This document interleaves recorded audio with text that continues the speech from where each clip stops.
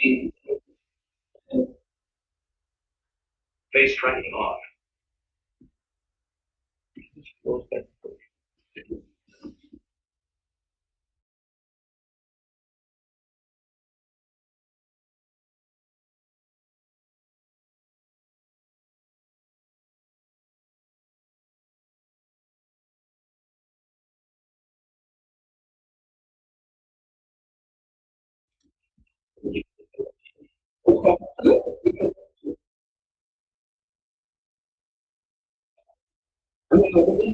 Yes, yes, ma'am. You are audible, ma'am.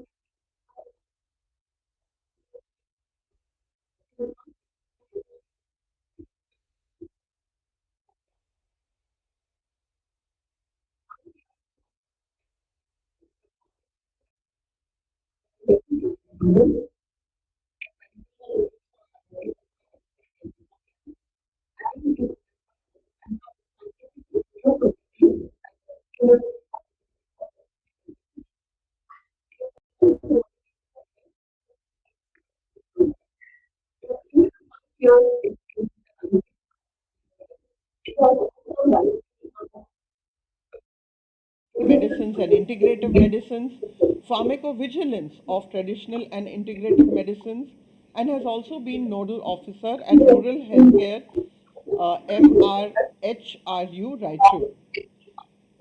Sir has 62 publications in his academic career and is involved in various research projects and clinical trials also. An active member in the Society for Ethnopharmacology, Indian Pharmacology Society, National Association of Pharmacology and Therapeutics, National Medicos Association, and Indian Medical Association, to name just a few.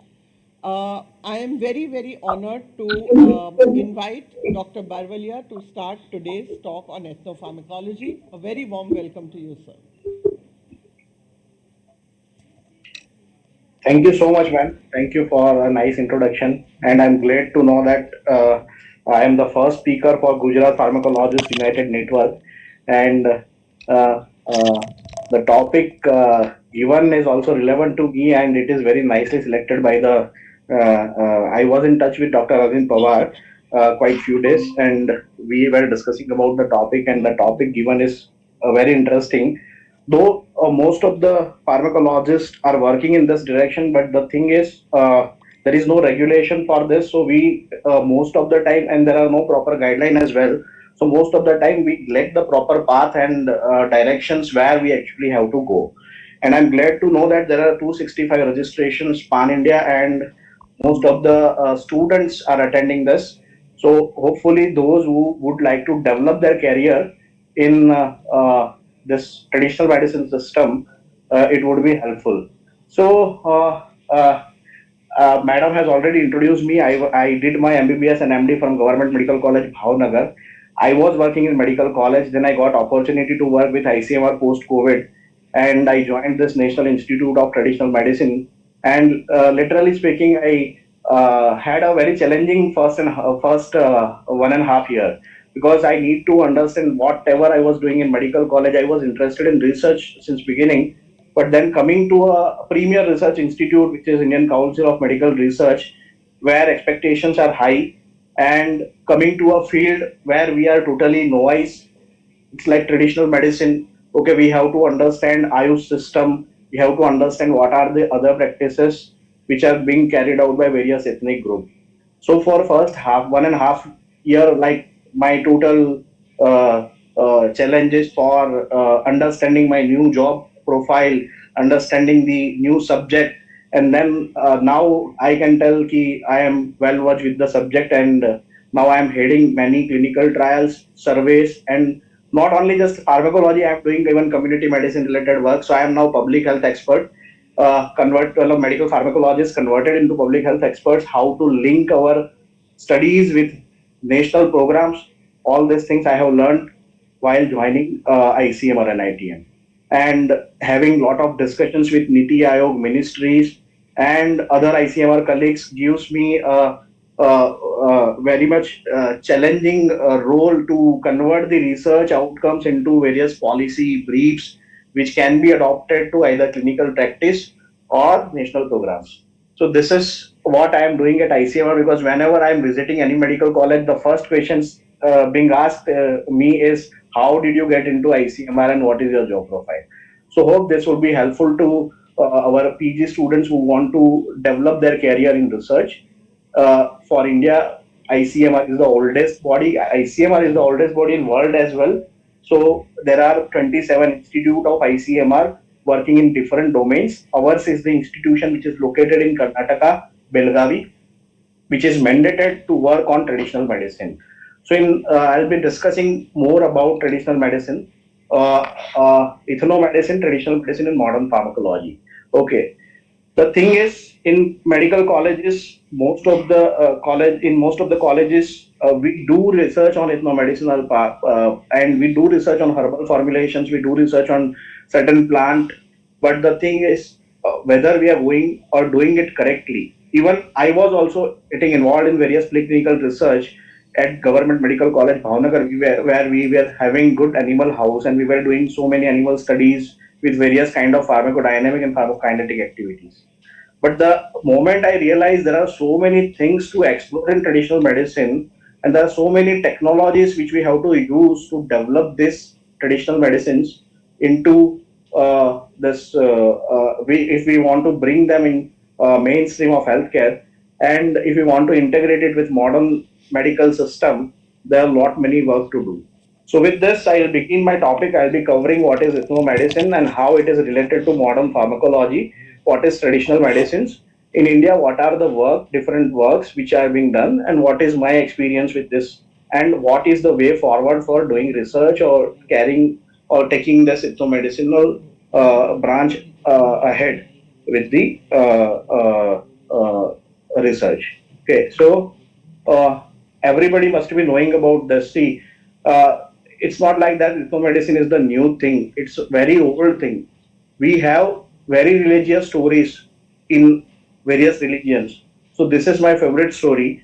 Okay, when Deva and Danavas had Samudra Manthan, churning of sea, there was a poisonous compound which actually churned out, and that resulted into like a danger to the universe. So at that time, Devas and Danavas requested Lord Shankara, Lord Shiva. Yesterday was Shivratri, so they requested Shiva to help with this problem, and Shiva drank that poison, and he also knew that if I'll drink this poison and it will go below to my neck, it will probably kill me also. So he kept that poison in his cunt or neck. That's why he is called Nilkant. Okay. The thing is, religious practices like where we offer Datura to Shiva. That poison was organophosphorus, and Datura is the antidote for organophosphorus poison. So then the drug came out was atropine. Okay. Same way, there are few more stories like with Lord Hanuman as well. He was cursed by a Rishimuni to have a memory loss about his all the strengths. And then we offer calotropis, which is shown in this picture. So calotropis procera. Now it is being studied by various researchers, and it has been found that it acts as cognitive enhancer, and there are so many papers. Okay, even animal studies are there. So these are the practices, even Sanjeevani Jadi Booty, but so there are various kind of plants which are mentioned in our Vedas as well. So this ethnomedicinal practices, whether it is religious or whether it is ethnic or cultural, they can be helpful in getting the modern drugs as well. So one best example is like in Latin America, some of the tribal populations, while going for hunting, they were using the arrows which were having some juices of some plants. Okay, so they were preparing juices, burning the plant leaves, and boiling them, using that extract on arrow tips to paralyze the animal. That resulted into discovery of D-tuberculin, that is skeletal muscle relaxation. Okay, so there are so many other practices in India which has been resulted into actual conversion of modern medicines. The recent examples are curry pill, carica papaya leaf extract. So there is lot of practices in dengue epidemic where people consume leaf juices, papaya leaf juices during dengue episodes. And now there are so many trials and even systematic reviews are available which shows that curry pill is there, which is herbal medicine, but still the formulation is available because juice is very bitter and results into nausea, vomiting, and abdominal pain and discomfort. So now these tablet forms are available, and there are so many clinical trials and systematic reviews are there which suggest that if it has been given in early stage of dengue, it helps in prevention of platelet drop. Same way, recent example is for National Tuberculosis Elimination Program, where this formulation has been adopted. This is Rizorin by Cadila Pharmaceutical Company, which combines a traditional formulation with modern medicine, rifampicin, isoniazid, and piperine. Piperine is active substance of black pepper, biopiperine, which is a very well known bioenhancer. And in India, we are using so many spices for our food, and piperine is non-bioenhancer, which actually helps in good absorption of various nutrient substance. So this work was carried out by Triple IM Jammu, that is CSIR Institute, Indian Institute of Integrative Medicine. They find out that Rizorin, they did in vitro studies with piperine, and they found that rifampicin and isoniazid dose can be reduced with same activity. And there are so many challenges in National Tuberculosis Elimination Program with this formulation because patients are having lots of GI intolerance, hepatotoxicity, which actually results into poor compliance. So now with this introduction of this formulation, we could reduce the dose of rifampicin, isoniazid with retention of their efficacy. So this is the recent example of integrated formulation, we can say, where modern medicines are being combined with traditional active compounds. There are other examples of traditional remedies as well, which resulted into modern drugs. Artemisia annua, artemisinin derivatives, which are commonly being used in malaria. So that was actually identified or discovered by a Vietnamese scientist, Tu Yu, and that was a military covert operation when this during World War, where she found some plants with having this anti-malarial activity, and she got Nobel Prize for that. So this is another example where traditional remedies are being converted into modern drugs.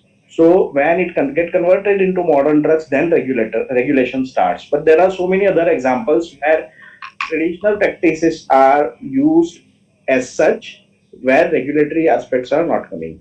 Same way, Salix alba, willow bark, which resulted into aspirin, which is common NSAIDs, then Gilliga officinalis, which resulted into discovery of metformin, insulin sensitizer for diabetes mellitus treatment. So there are so many other examples as well. But we have to understand here is there are various pathways. Even see when we work on traditional medicine, either we result into generation of new molecule, either we validate that practice, or we strengthen the public healthcare system or communities with that validated practice. Or if it results into new molecule, then we have to follow a new drug discovery pathway. That is like in India, we have to follow all the regulations by DCGI or CDSCO, and we have to follow NDCT rules as well. So what is now, these are the examples, and you must be knowing now why ethnomedicine is important. We are having so many varieties of plants, so many biodiversity is there. India is having very rich culture for herbal products. So this can result into even availability of such kind of formulations for where modern medicines does not have any answers for the problems. So ethnomedicine is a study or comparison of traditional medicine based bioactive compounds in plants and in animals, and practiced by various ethnic groups. And these ethnic groups mostly we find in tribal areas, okay, and in very rural areas, especially where there is little access to healthcare system is available. So we know that actually आपत्ति से ही आविष्कार का जन्म होता है. So when we have very limited access to Western medicines or healthcare system, they have to do something with their health to have a promotive health or preventive health measures like that. So there are so many practices being carried out, but in India it is considered as illegal practices because there is no regulation on those kind of practices as well. So globally, various countries are having this kind of practices, including China, US, Africa, okay, and even Korea, Taiwan, Japan, and they all have their own traditional medicine system. Only China has reached up to the regulation level where they are developing formulations from traditional medicines, and they have even developed parenteral formulations of traditional medicines which are being monitored by the regulatory authorities. Even they have very well developed pharmacovigilance system as well. So we conducted one study with VZ-based data where we collected data from WHO, where we analyzed the various individual case safety reports reported by Southeast Asia region, United Asia region, and we had almost 20,000 reports reported in last 5 years, where majority were contributed probably by China, Korea, and Japan. Okay, so but traditional medicines or traditional or herbal medicines are not completely safe. They do have side effects as well. So we have to be careful while dealing with traditional medicine. What is ethnopharmacology? When we apply modern pharmacological tools to understand the use of medicinal plants by various ethnic groups, when we do various pharmacognostic kind of studies, where we do pharmacokinetic, pharmacodynamic, and pharmacovigilance, and other pharmacological studies, when we perform, it becomes ethnopharmacology. And but it is of ethnic origin. Plants are not mentioned, but there are various practices which are being carried out, and we try to study the practices with the use of modern pharmacological tools. Then what is traditional medicine? Traditional medicine, this is WHO definition of traditional medicine. It is the sum of knowledge, skills, practices based on the theories, belief, experiences of that is indigenous to different cultures, whether explicable or not, but used in maintenance of health, prevention, diagnosis, improvement, or treatment of physical or mental illness. So it is basically practices which are being carried out by various ethnic groups. But in India, when we consider traditional medicine, there are two type of medicines. One is codified system, another is non-codified system. Codified system is regulated system like AYUSH, And non-codified or unregulated system is like folklore practices, which are being practiced by various traditional healers. We have various folklore healers. Okay, in Karnataka, particularly in Belgaum region, only we have identified more than 100. So there are so many traditional healers, and these practices are there, even though it is considered illegal in legal system, even though it is not regularized or it is not recognized. We have to believe that our majority population goes to them where health access is poor. So this is traditional system of India, codified system: Ayurveda, Yoga, Unani, Siddha, Homeopathy. And the problem is we have these systems very well documented in classical text, but the evidences are lacking. And that's why the government of India is also behind generation of the evidences for AYUSH system, and they are also trying to take this AYUSH system to the global market.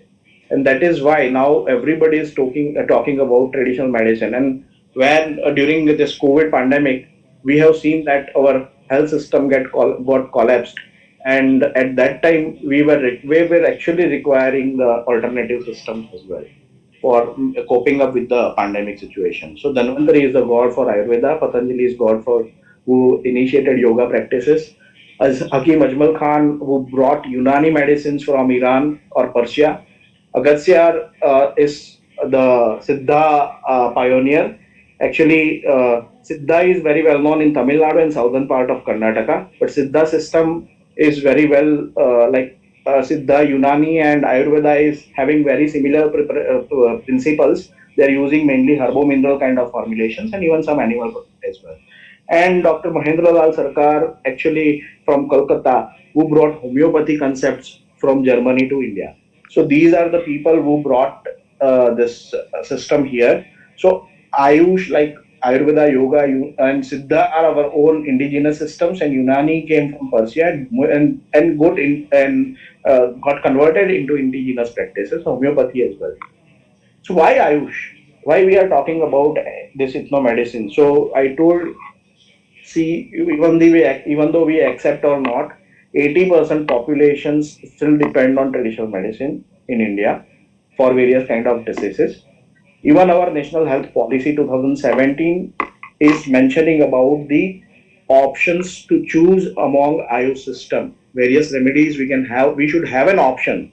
See, for any patient, if for any patient is not bother about what kind of medicine he is taking. He is interested in good outcome.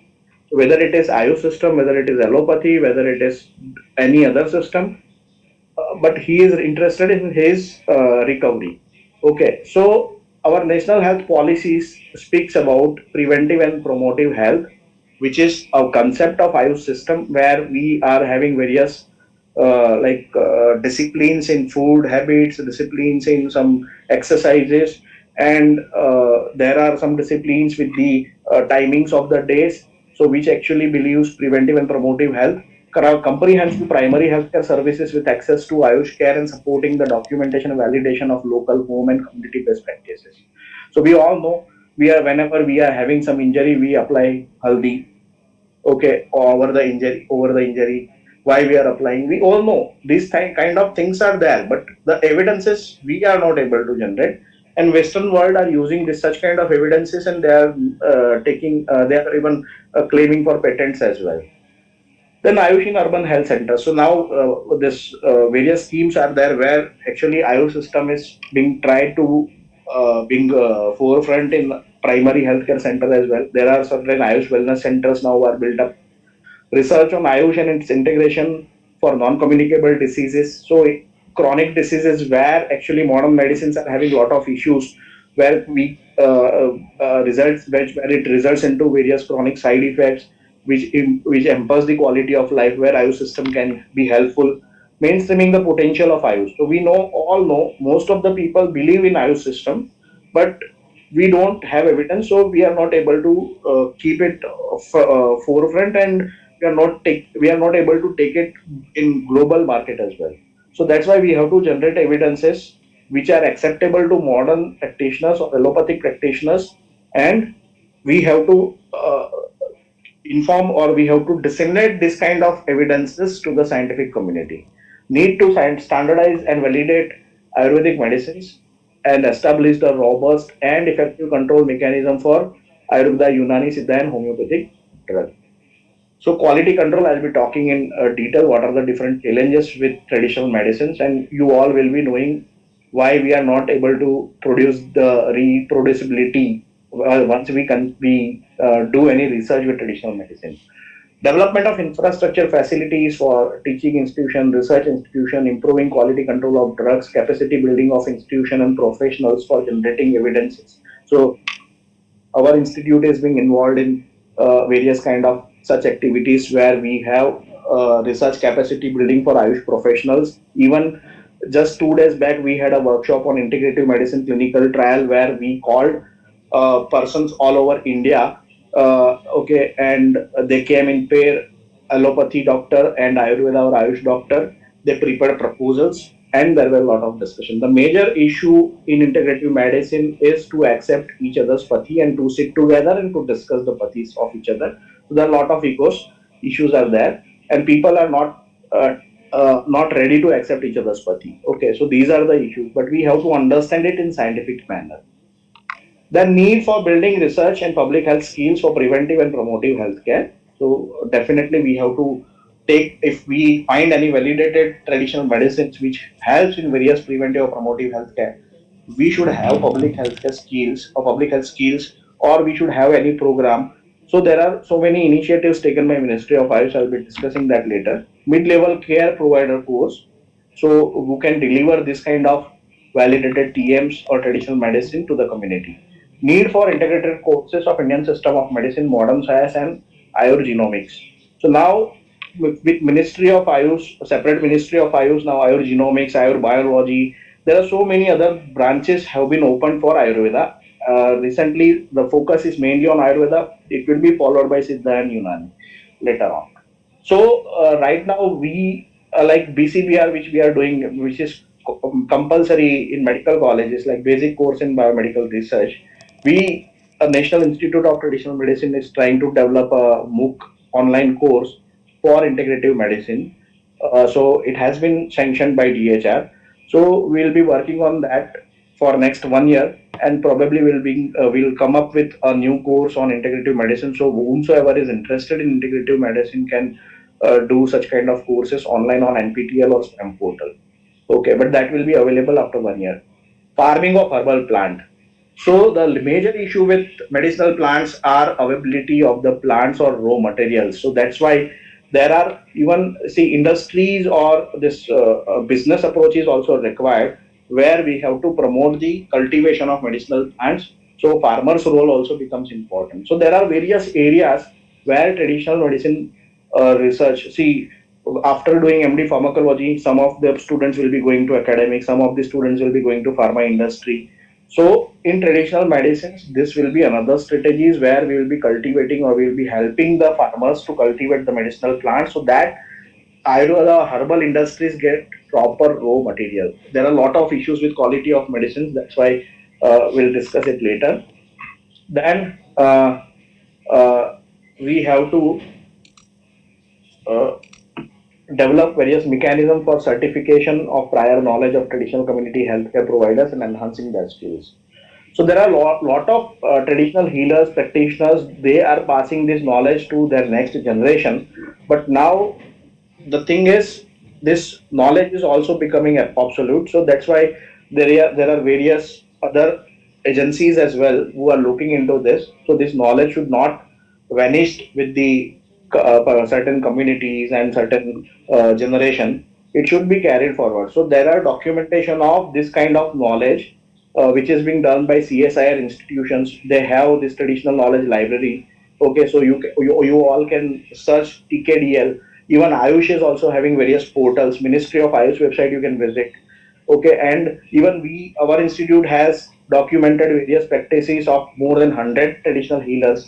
We have traditional healer directory as well with us. So whenever we are looking into certain details, how they are doing their work, what kind of things they are doing, we are going to their places, we are developing rapport with them, and then we try to understand what kind of practices they are doing. So till now, we have visited traditional healers who are practicing for viral hepatitis, who are practicing for snake bite, who are practicing for renal stones, who are practicing for gallstone. We have tried to document, we have tried to understand from patient perspective as well, whether patients are feeling this practices useful or not. So I'll show you how we are doing research in NITM. So this is history of traditional medicine with Government of India. Initially, it was Department of Indian System of Medicine and Homeopathy in 1995, which was under Ministry of Health and Family Welfare. So it was under umbrella of a same ministry, but then it got renamed as Department of AYUSH in 2003. Then after Narendra Modi became Honorable Narendra Modi became PM, the separate ministry was created. So it became Ministry of AYUSH. Okay, so now we have separate body. It is not with Ministry of Health and Family Welfare. So ICMR Institute comes under Ministry of Health and Family Welfare, and this traditional medicine system is being monitored or developed by Ministry of Ayush.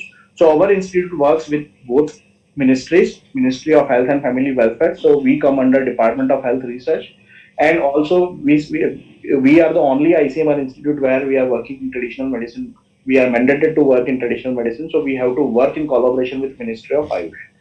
So there are various schemes from Ministry of Ayush for develop. After 2014, they have launched various schemes which actually require to develop the Ayush system and to take the Ayush system ahead and equivalent to the modern healthcare system. And they are also trying to take it to the global market. And that's why there are even a lot of global connection as well. We all know that global center for traditional medicine has come to Jamnagar. That is WHO Center for Global Center for Traditional Medicine, which is there in Jamnagar, which is also trying to have this to work on traditional medicine system. So National Ayush Mission, Ayurgyan Scheme, Ayur Swasthya Yojana, Pharmacopoeia Standard. So they are also trying to develop pharmacopoeia like we have pharmacopoeia for modern medicines. There are Ayurveda pharmacopoeia as well now. So after 2014, it got started developing. See, Ayurveda terminologies or even Siddha, Unani, their terminologies are different, but it has to be uniform or it has to be uniformly correlated with the modern terminologies. That's why WHO has also released one document where Ayurveda Siddha terminologies has been correlated with modern terminologies. So that document is freely available on WHO website. They have one Agassi scheme as well for improving qualities of medicines. So there where they have established various laboratories which actually do quality control for Ayurveda medicines, Ayurveda or Siddha medicines.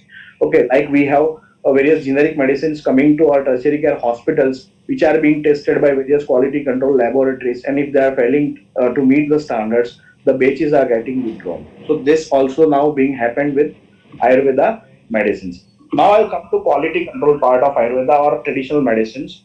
See, there are a lot of issues with quality because we don't know what kind of ingredients are there. There are a lot of polyherbal formulation as well. So whenever we conduct any research with traditional medicine, and particularly in preclinical studies, even I also used to write that, okay, this plant material contains this alkaloids, various saponins, okay, these kind of compounds. But these are general things which we are writing. What kind of alkaloids they are having? What is the active ingredient which is actually working for particular disease? What kind of mechanisms they are having? What kind of targets they are hitting to alter the physiological functions?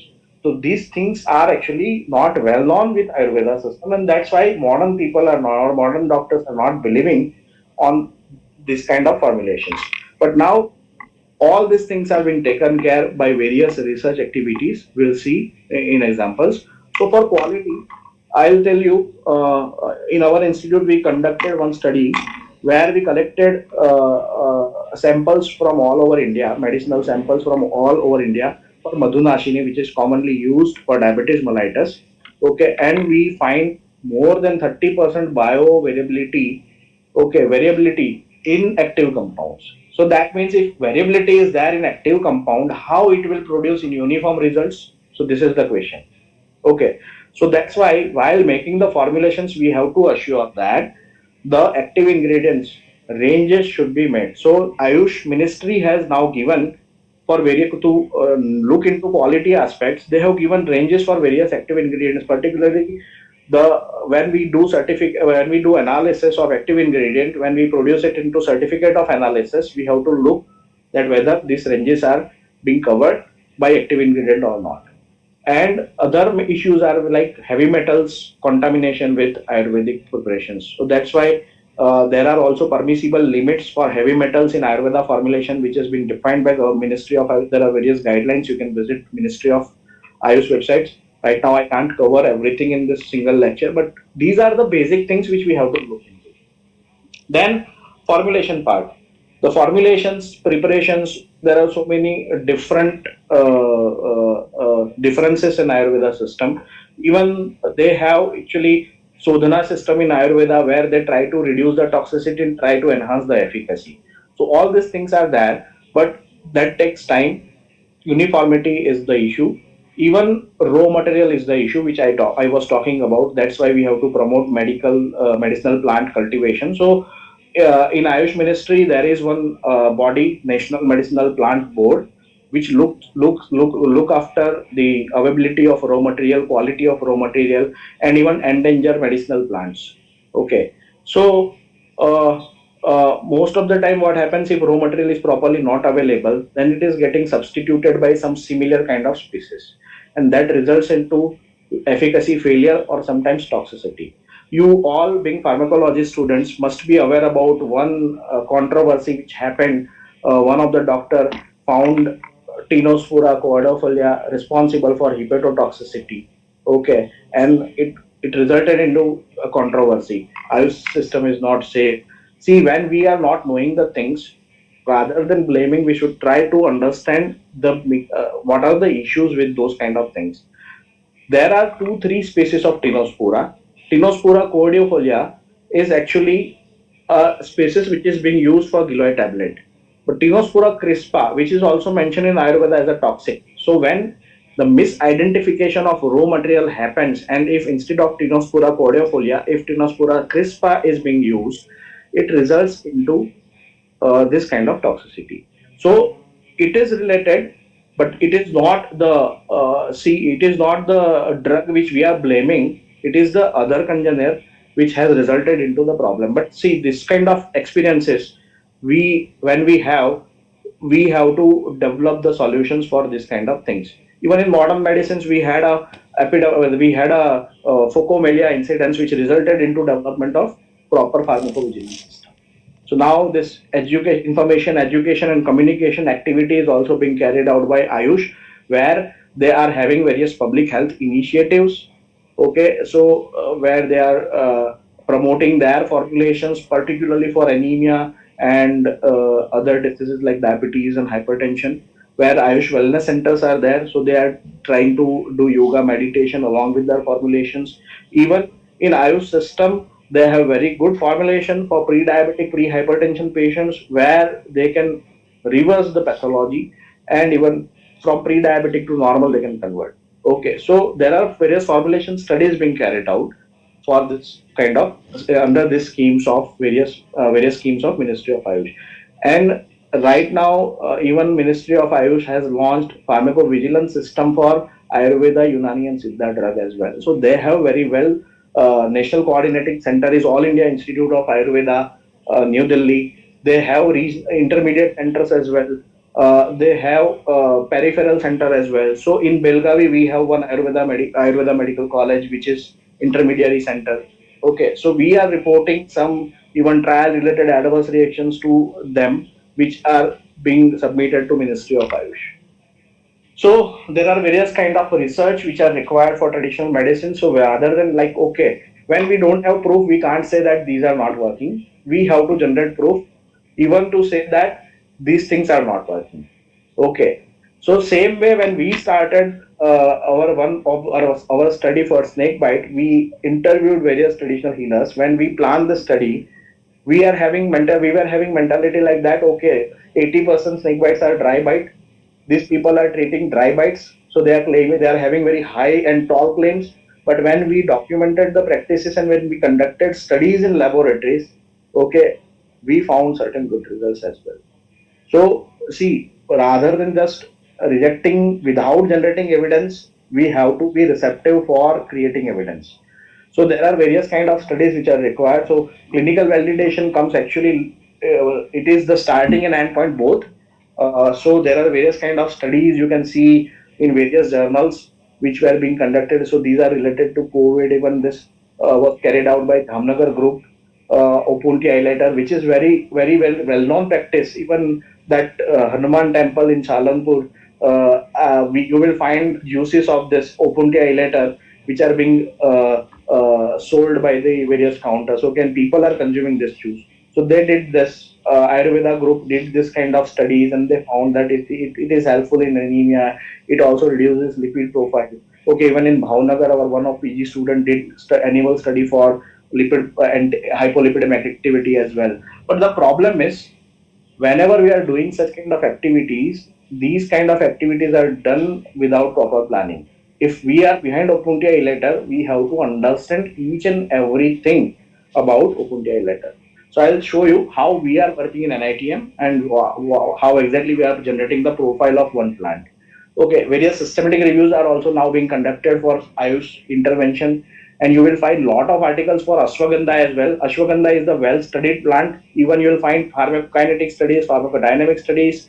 Okay, ashwagandha for depression, ashwagandha for anxiety disorders.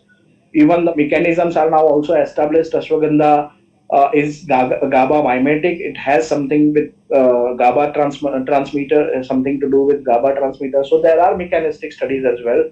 See, this is example of pharmacokinetic studies with Withania somnifera. That is this is ashwagandha. Okay, so we have to identify various active ingredients and we have to establish PK parameters as well. The problem with traditional medicine is pharmacokinetic studies are very complex with traditional medicines because most of the time polyherbal formulations are used.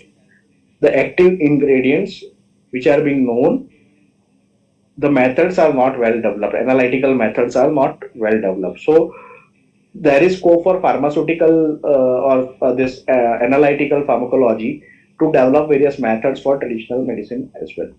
Okay. Then, okay, drug herb interactions. There are various studies, in vitro, in vivo, even preclinical studies, and sometimes we have a pharmacovigilance system, and we may find okay various kind of observations during even allopathic pharmacovigilance system, which we can bring it to animal studies as well. So, see various in vitro effect like Withania somnifera, IU64 was the IUS formulation, remdesivir on activity of CYP440 enzymes. So this kind of research to understand kinetic parameters, whether Withania somnifera will be having any effect on this. Okay, if it will be given along with remdesivir, what kind of interaction will be there? So those kind of studies are also being carried out, but where we require multidisciplinary team and we require clinician, we require analytical chemistry person, we require biochemistry person, we require even expert who knows about medicinal plants. So ethnobotanist may be required. So we require multidisciplinary teams here. Okay, analysis of clinical important interaction between phenytoin and Sankospy and Ayurvedic preparation. So this was an animal study which actually found that when this Sank Pushpi is being taken by epilepsy people along with phenytoin, it reduces plasma phenytoin level and results into efficacy failure. So seizure attacks were more. Frequency of seizure attacks were increasing. So this was carried out by KM Mumbai, Nilima madam, Nilima Kshirshagar madam and group. So see, this kind of studies are there. This is documentation of traditional practices. We have this kind of databases at ICMR and ITM. We have even database for medicinal plants of Western Ghats where we have documented more than 500 species. Okay, so this database is there. HTTP NITM medplants db.in, which you can access whenever you want to start any research. You can go through this, you can search about that plant, what kind of evidences are there, what kind of studies are there. you may find some useful details. We are updating this database. So once it because information may be little outdated, recent information needs to be added in this database. We have directory for traditional medicine practitioners of North Karnataka, where we have documented their details. We have documented what kind of patients they are treating, what kind of treatment they are giving, what kind of diseases they are covering. Okay, what is the frequency of treatment, what are the route of administrations they are using for the treatment, what were the knowledge source. So all these kind of details we have already documented for our directory, and we feel that out of this almost 45-50% are having a good substance which can be taken up further into laboratory research. Okay. So there are other kinds of research as well with Ministry of AYUSH, like model of integration of AYUSH with national program. Okay. So this research article, and I think Surendranagar was one of the center for this model, where they started integrating Ayurveda and yoga for national program of prevention and control of cancer, diabetes, cardiovascular, and stroke. So that the integrated Ayurveda component with this program, and they try to understand okay, the effect, what is the effect of this intervention as compared to control PHC models where these practices are not being integrated. So they found that this kind of things actually results into more control of diabetes and hypertension. So these are the model implement. This is known as implementation research, where we have evidence based certain in Ayurveda interventions which we are trying to promote in program, and we are trying to evaluate effectiveness. Even we try to evaluate the cost, which are additional cost which are being required for program.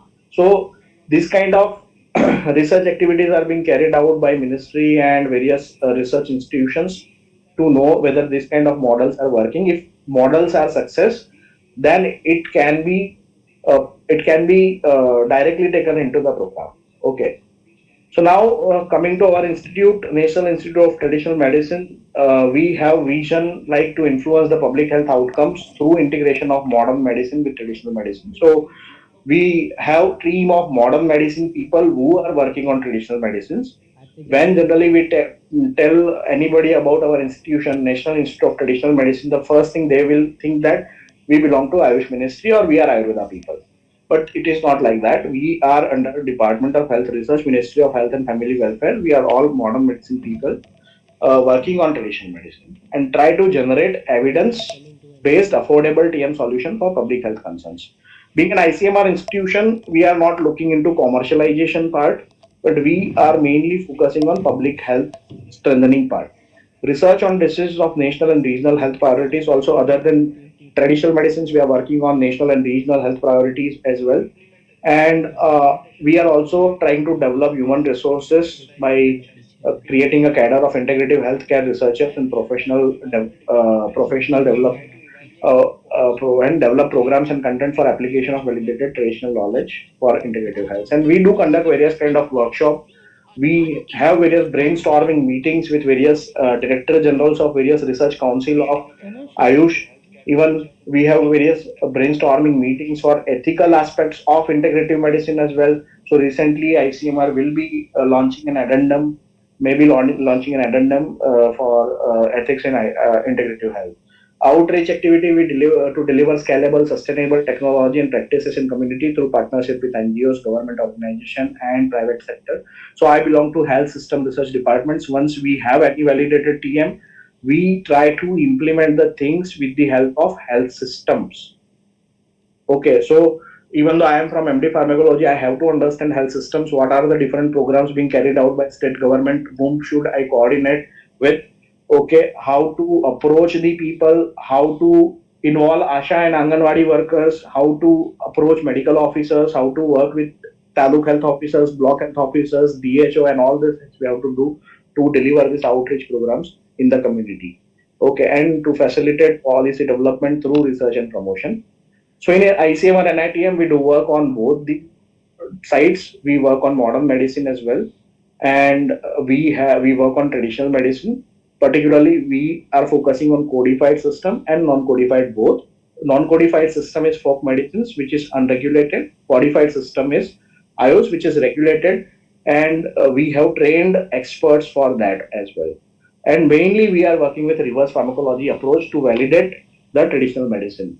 Okay, and then once we find out the solutions in traditional medicines or based on any other research being published, which is available in public domain, we try to integrate that part with modern healthcare systems. So to have a better outcome, public health outcomes. Okay, so we have right now 4 or 5 clinical trials going on anemia where we are trying to integrate Ayurveda formulations to improve bioavailability of iron, to improve compliance of iron, and to improve the hemoglobin. Because we all know even with IFA supplements, the prevalence of anemia is not coming down. So we are trying to work on that. We have other diseases as well where we are working. We are working on snake bite. We are working on diabetes mellitus, like particularly diabetic foot ulcer. We are working on osteoarthritis, also other NCDs as well, like diabetes and mental health problems, where we can try to improve quality of life with the add-on therapies of traditional medicine. So our vertical one is traditional medicine and integrative health, which is the main domain of research for our institute, and then national and regional health priorities. If any outbreak is there, we are providing outbreak investigation support as well. We try to understand the organism culture sensitivity and what kind of treatment will work in public in real life situations. So we have various teams for that. So how we are doing research in ICM and NITM is we are following reverse pharmacology approach. You all must be knowing reverse pharmacology approach, which is normal drug discovery actually starts from bench to bedside, but here we are going from bedside to bench and then again bedside. Okay, so mainly when we work with traditional medicine, we try to do situation analysis. That is the first step, and where our department gets involved, where we do documentation, observational studies, use of traditional medicine for which kind of diseases they're using, safety. We do conduct interviews with traditional healers. We do conduct interviews with patients, and we try to understand whether this practice is having any effect or not, whether this practice is safe or not. So whether patients are having satisfaction with this kind of treatment or not. Okay. So then if we find any substance in any particular practices, we bring them to laboratories. Okay, these are the documented practices, this kind of material they are using, this kind of formulation they are using, which we bring to our laboratories. Here also AYUSH system, Ayurveda, Unani, Siddha. So where evidences are lacking and knowledge gap is there. So mostly we do discussion with AYUSH experts. We do thorough literature search, and we try to find out what are the things or what are the formulations or what are the interventions we can bring for a laboratory where the much information is not available. So then it starts in laboratory. It starts with ethnobotany department, where we have various experts who actually tries to identify the plant. Then what are the possible composition of plants? What part is being used? Okay. While documenting the practices, we also have to document which part of the plant is being used, whether it is stem, whether it is flower, whether it is fruit, whether it is root. Okay, age of plant, because it matters a lot. If even see if tender leaves are there and aged leaves are there, their phytoconstituents becomes different. Okay, seasonal variations are also there, so a lot of biological variability is coming if we are collecting plants in February month and if we are collecting plants in October month. So we have to uniformize all these things while conducting research. Otherwise, what will happen? We will not be able to reproduce the results, and always it will be question marked for our results. Okay, so in medical colleges, when we do such kind of results, we are not focusing on such things. Okay, we are asking some companies or somebody who will be providing extracts that will be giving to animals. Okay, my extract is producing the results. But if you will be taking extracts from other vendors or from even from same vendors, your next set of experiments will not be able to generate the same evidence. Okay, then we have next department like phytochemistry department we are having, where we will be doing all analytical chemistry, where we will be having chemoprofiling of all the plant contains what kind of materials.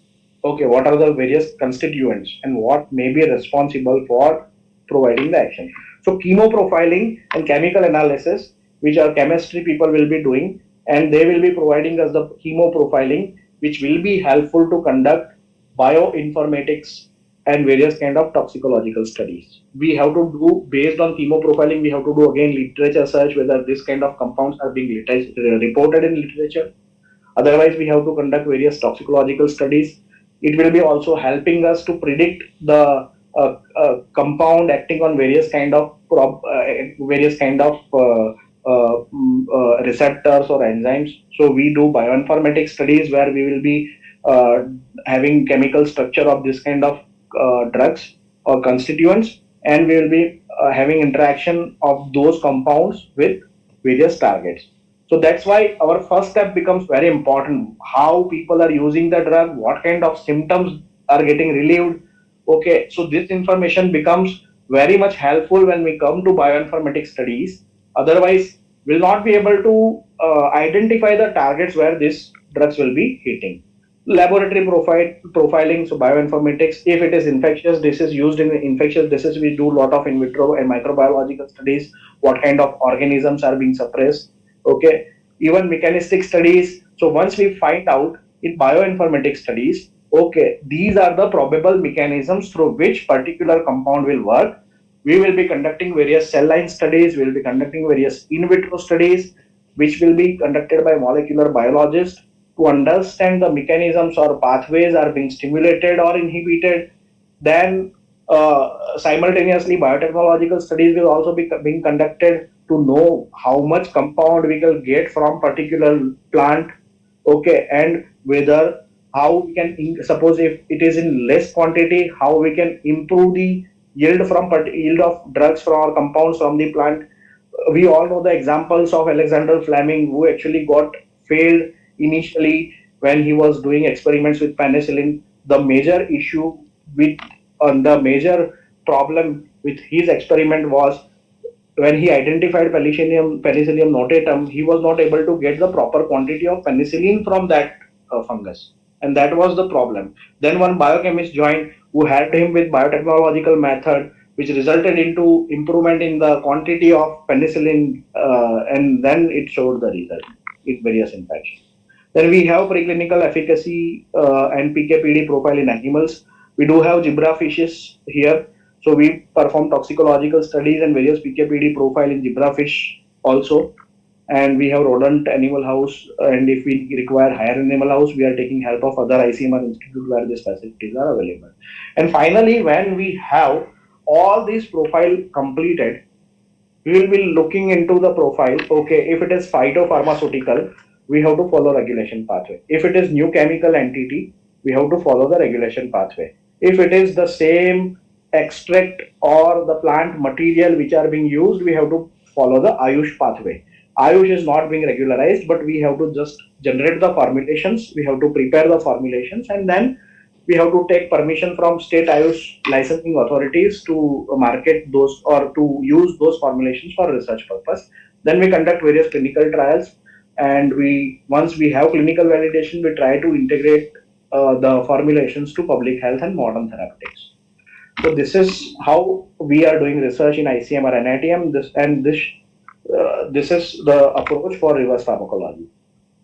Okay, so now what may be the impact of ethnomedicinal research? It may result into drug discovery, various NC. I have given various examples at the beginning. Maybe phytopharmaceuticals. So now in NDCT rules 2019, phytopharmaceutical definition has been clearly given. It comes under purview of CDSCO. If any phytopharmaceuticals are being developed, it should have minimum 4 bioactive compounds, and it should be very it should produce biological activities. Validated TM solutions. If we have same kind of practices which we are being validating, we may strengthen public health system, and we may give that solutions back to public in better manner. Solution for unaddressed problems. We may find out some newer solutions, and it may result into integrated healthcare approach where we will be using traditional medicine along with modern medicines to improve either quality of life, to have synergistic action, or either reducing the side effects. Okay, now what are the challenges in integrating traditional medicine? Standardization and quality control. I have already covered this part. There are variations in phytoconstituents with age of plant, with place of plant, with season where we are going to collect part of plant. Okay, even misidentification is also very common. I gave example of Tinospora. Scientific validation and mechanistic understanding. So these are lacking, but now people have come forward and many researcher groups are working on this kind of mechanistic studies. So in upcoming years, you will be finding a lot of such kind of studies with Ayurveda or even traditional medicine formulations. Safety and adverse drug reactions. So we don't know much about traditional medicines. It is general belief in population or community like traditional medicines are always safe, but it is not like that. I have noticed various potential anaphylactic shock reactions, even Steven Johnson syndrome with various plant materials also, and even animal material as well, because ultimately they are proteins, they may lead to adverse reactions like allergic reactions. Regulatory and ethical issues are also there, but now ICMR is working on that part, so there will be addendum in ICMR ethical guidelines soon, which will be telling about the if you want to work on integrating medicine, what should be the ethical guidelines. The fact is, over 80% of global population in some results still relies on traditional medicine for primary healthcare, especially in low and middle income countries, and they are the main source for their health well-being. So we can't ignore this traditional medicine or ethnomedicine part. We have to work on it. We have to generate evidences.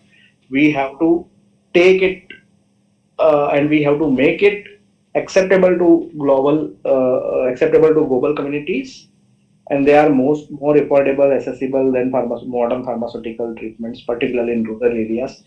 So that is why we have to give attention to this particular topic.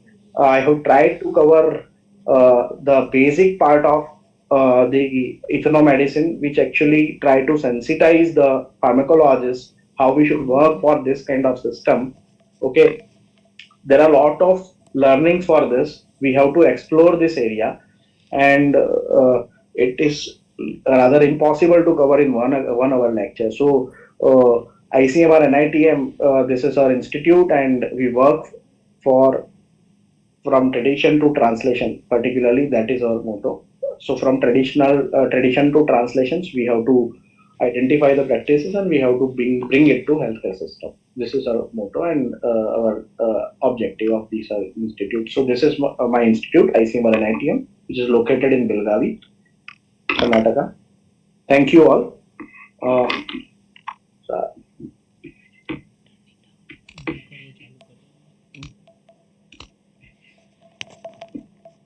Hello, am I audible, sir? yes, ma'am. Yes. So, thank you, sir. I would formally thank you for this wonderful talk. It is a subject that has always been with us, but confused us just as much because we don't know where we stand in this. I have had a talk with a lot of clinicians, and they have often said that yes, they know traditional medicine acts, but they want evidence based medicine. And I would say, who better than pharmacologists, because they trust us, they believe the research we do, they believe in what we put in documents. So, and even we as pharmacologists know how important traditional medicines can be. I think the biggest fear is the fear of replacing allopathic. And that is genuinely, I don't think should be a concern. I would be happier if we have a lot of traditional medicines even coming as an adjuvant to our medication. If we can decrease the dose of anti-diabetics, decrease the dose of medicines in tuberculosis, decrease the side effects, and of course get newer drugs for conditions in which we don't have any treatment. Who would be better to appreciate that than pharmacologists all over the country or over the world, I would say. So I think we can definitely take a step. What I learned from your session was, sir, how much we can, we need to learn, and I'm so happy to know that we have somebody like you in the ICMR, who I'm sure all of our young pharmacologists of today can immediately turn to in case they need any help, in case they need any information, how to scientifically go about exploring a traditional medicine, or integrating it into our regular medicine. So thank you very much. I would like to make a small apology for certain teething errors that we had in the beginning, where the voice was not initially audible. But it was my introductory session, I think, that was not audible. So your lecture has been audible. So thank you once again. And I don't think we have any questions as of now. And this is the first session, sir. We hope we'll have many more sessions in the future. Yes, sir. With the use of this platform, I would like to also announce that because we have many postgraduate students, we have our internship program here as well, but that is for 6 months. But if any MD pharmacology students wants to visit our institute for observership or traineeship, with special permission from our director, we can have it for at least 2 months. They can learn various aspects of traditional medicine. So we have our website like ICMR and ITM, where we have this traineeship and all these things, how to apply. All this information is available. So I think with your network, we can spread this message to students as well. If they want to know how exactly we are working for traditional medicines, they can come here, they can have observership, they can visit various departments, how work is being carried out. So that will give various ideas how drug discovery is also being done, particularly using the ethnomedicine as a source of medicine. So that is my request from your. That would be an excellent opportunity for our students to see it live, and to experience it at an institute like yours would definitely give them a huge insight into how to go about scientific research, which is so very important in today's world. So once again, sir, thank you very much, and hopefully we will have many more sessions with you all. As for all those who have been attending, a few people were not able to join due to certain reasons. We have a recording of this, so we will be putting it on the site. And any questions, if required, we will forward to you, sir. And sir, we have sent you a small memento from GPUN. I hope you will receive it in a day. Have you received it, sir, as yet? Right now, I have not received it. it. So you will receive it by in a day or two, sir. Thank you so much for your insight, sir.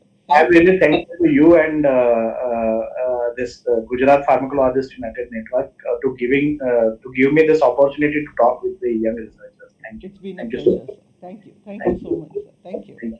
Goodbye, everyone. Have a nice day.